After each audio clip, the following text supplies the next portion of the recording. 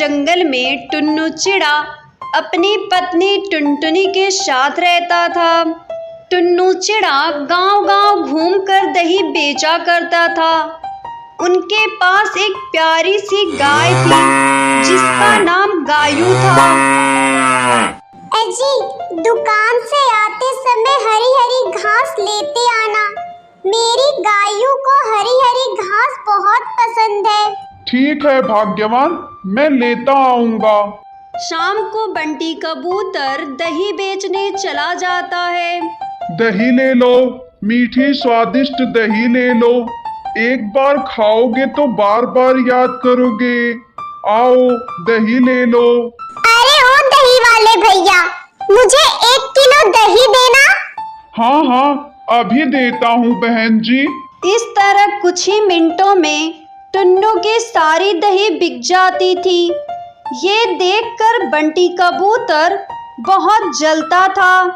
अरे मीनू, दही का व्यापार तो हम भी करते हैं, पर इस टुन्नू के दही में ऐसी क्या खास बात होती है जो सारे पक्षी इससे ही दही खरीदना पसंद करते हैं? अजी, आप दूसरों की तरक्की देखकर क्यों जलते हैं? जिसके भाग्य में जितना होता है उसको उतना ही मिलता है। अच्छा अच्छा, तुम मुझे ज्यादा मत सिखा। चल भाग यहाँ से, बड़ी आई सिखाने वाली।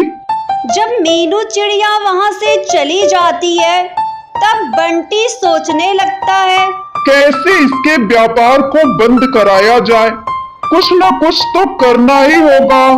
अगली सुबह जब टुनटुनी चिड़िया दूध निकालने गायू के पास जाती है तो देखती है उसकी गायू बेसुध पड़ी रहती है।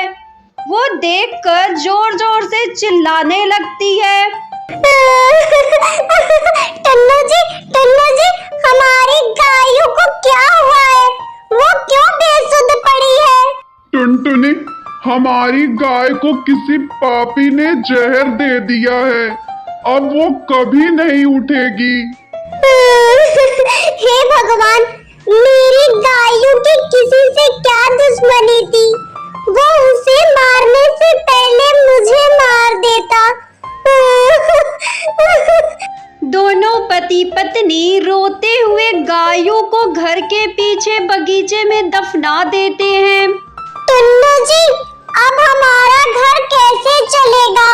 अब तो हमारे पास गाय भी नहीं है और इतने पैसे भी नहीं है कि हम दूसरी गाय खरीद सके। चलो टुनटुनी, अब घर चलो। अब सब ऊपर वाले के हाथ में है, वही हमें कोई ना कोई रास्ता दिखाएगा। दोनों पति पत्नी रात भर रोते रहते हैं। अगली सुबह जब टुनटुनी चिड़िया अपने बगीचे में जाती है तो देखकर दंग रह जाती है। वहाँ एक पेड़ उग आता है, उस पर दही की ढेर सारी मटकियाँ लटक रही होती हैं। ये देखकर टुनटुनी चिड़िया बहुत ही खुश होती है। तभी उस पेड़ से आवाज आती है, टुनटुनी, कल तक तुमने मेरी बहुत सेवा की है, मैं तुमको उदास नहीं देख सकती। अब तुम जितनी चाहे उतनी दही लेकर बेच सकती हो।